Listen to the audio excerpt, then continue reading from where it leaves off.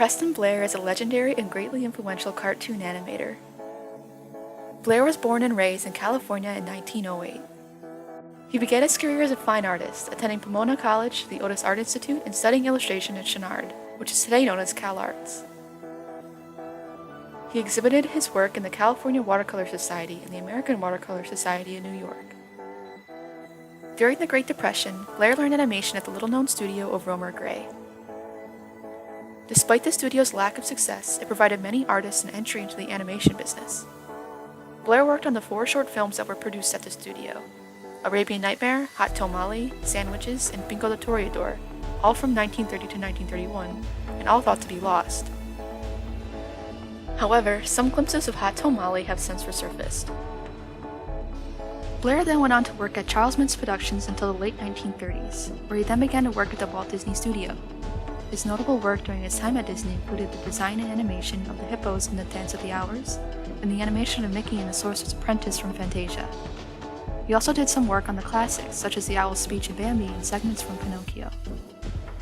Blair then went on to work for Tex Avery at MGM, which is where he became known for animating the complex movements of Red without the use of rotoscoping in Red Hot Riding Hood.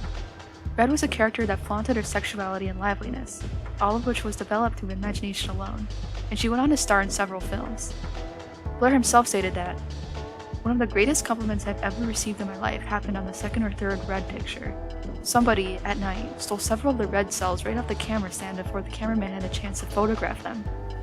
Red was worth stealing. Wow." With the rise of 4TV production, Blair also produced commercials, educational films, and cartoon episodes, including work for the Flintstones at Hanna-Barbera.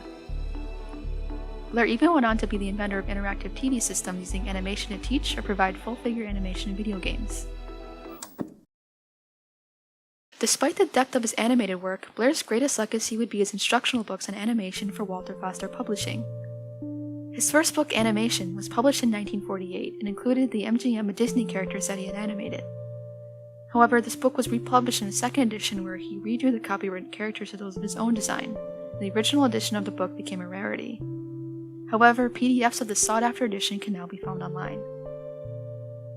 Blair would go on to write many books on animation, and the best of his work culminated in the 1994 book Cartoon Animation.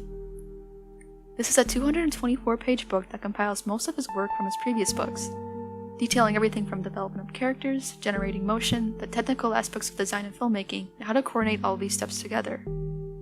This book is revered by the industry, being not only for beginners but even animators well into their careers.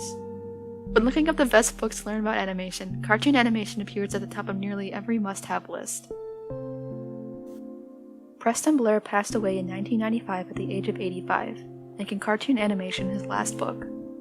But he left behind an incredible legacy that continues to inspire and teach people today.